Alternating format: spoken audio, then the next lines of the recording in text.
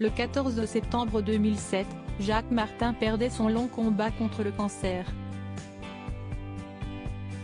Des mois avant sa mort, l'animateur était resté dans l'ombre. Très affaibli et amaigri, il ne voulait plus voir personne. Son ami Pierre Bonte, qui a déjeuné avec lui un mois avant sa mort, raconte ses derniers jours. Il y a déjà 16 ans, Jacques Martin tirait sa révérence à l'âge de 74 ans. Souffrant d'un cancer généralisé, le célèbre animateur du Petit Rapporteur et de l'École des fans s'était retiré dans sa maison de Neuilly-sur-Seine, avant de rejoindre l'hôtel du Palais, à Biarritz, où il a rendu son dernier souffle. Des derniers mois extrêmement difficiles pour l'ancien compagnon de Marion Guilhem, mais Daniel Evenou. Son grand ami, Pierre Bonte, se souvient de son calvaire et sa volonté de ne plus avoir aucun contact avec personne. Je crois être l'un des derniers à l'avoir vu puisque je suis allé le voir un mois avant sa mort, a-t-il confié sur le plateau de chez Jordan. Il ne voulait plus voir personne. Daniel Evenou m'avait dit, il ne veut plus me prendre au téléphone, il ne veut plus me parler. Il ne veut plus voir personne. J'ai eu son médecin au téléphone et il lui avait donné un mois ou deux maximum. Je me suis dit, il faut que je le voie quand même, je lui dois tellement.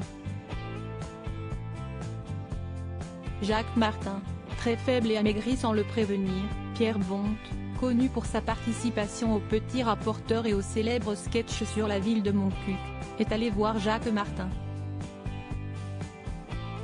Et son premier choc a été de le découvrir sur une chaise roulante, poussé par une infirmière alors qu'il revenait de l'hôpital après une séance de chimiothérapie. J'ai partagé un déjeuner avec lui. C'était au mois d'août, il y avait aussi son fils David qui était là. Ces deux derniers petits-enfants aussi étaient venus avec leur nounou, a-t-il déclaré, en révélant que Jacques Martin n'avait pas parlé. Il n'a pratiquement pas dit un mot pendant tout le repas, a-t-il déploré. Il était épuisé. Heureusement qu'il n'y a pas de photo de lui à cette époque. Il était d'une maigreur épouvantable et d'une faiblesse aussi pitoyable. Il faisait pitié, réellement. Si est-il pour ça qu'il ne voulait pas qu'on vienne le voir. Il ne voulait pas laisser cette image. Il n'a jamais accepté de se faire prendre en photo et ne voulait plus voir personne.